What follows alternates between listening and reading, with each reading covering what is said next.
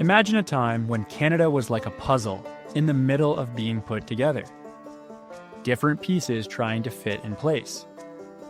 Some pieces worked together perfectly, while others clashed in ways that left marks for generations.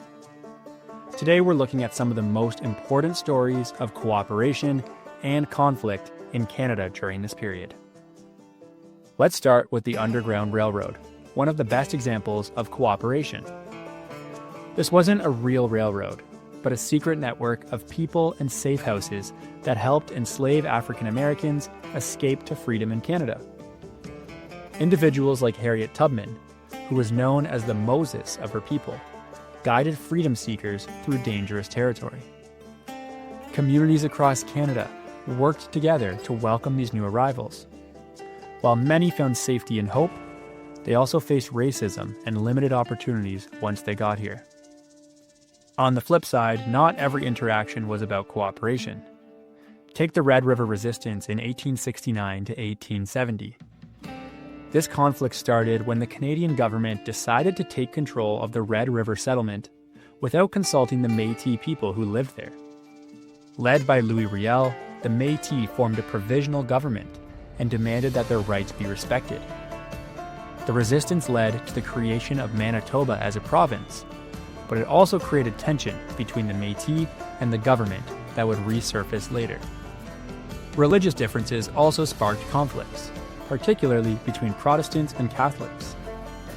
These groups often disagreed on issues like education, immigration, and politics.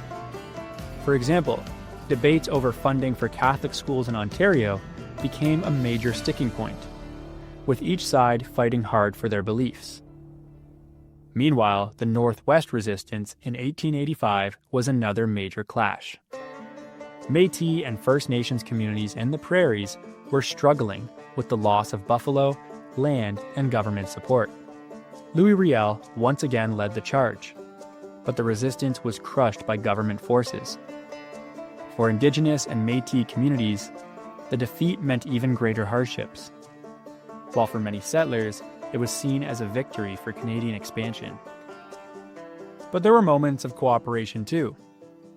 The fur trade relied on partnerships between First Nations, Métis, and the Hudson's Bay Company.